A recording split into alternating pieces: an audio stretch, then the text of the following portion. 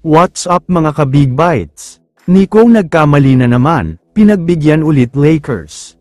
Pero bago ka sana magpatuloy sa panunood ay huwag mong kalimutang mag-subscribe sa aking YouTube channel. Talakayin lang muna natin ang balita tungkol kay Tyrese Haliburton. May mga trending na balita kasi ngayon at sinasabing masama daw talaga ang loob niya dahil hindi niya nakuha ang matagal na niyang inaasam na East Finals MVP.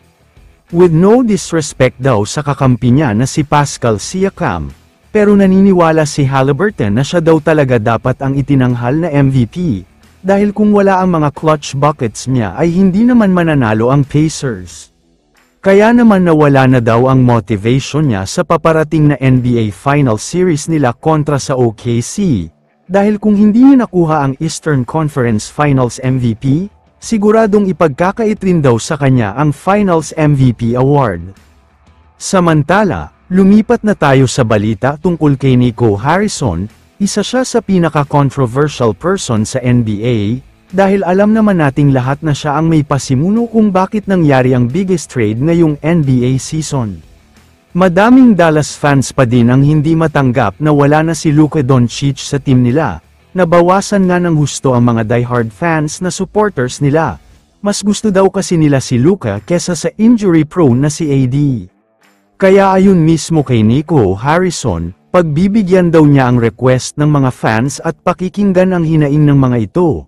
Bibitawan na daw nila sa Anthony Davis pero hindi ibig sabihin na makukuha nila pabalik si Luka.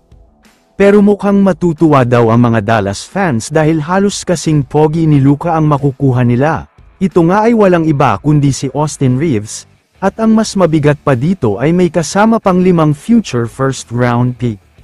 Para naman sa kampo ng Lakers, ready na daw talaga silang mag-take ng risk, ayaw naman daw nilang sayangin ang opportunity na ipagkakaloob sa kanila ni Nico Harrison, lalo pat isang former superstar nila ang makukuha nila. Sa tingin ko naman ay win-win situation ito para sa parehong team. Makikinabang ang Dallas dahil rebuilding ang ginagawa nila ngayon. Paalala ko lang din na magkakaroon sila ng future superstar ng liga na si Cooper Flagg.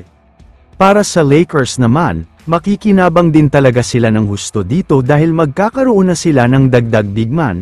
Hindi na din mahihirapan sa chemistry dahil nga naglaro na siya dati sa Lakers kaya siguradong maganda ang chemistry nila. Kaya naman kung kayo ang tatanungin, ano ang masasabi nyo sa balitang ito? I-comment mo naman ang opinion mo tungkol sa tanong na ito. Dito na muna nagtatapos ang video na ito. Maraming salamat sa panunood mga ka-Big Bites. God bless sa inyong lahat.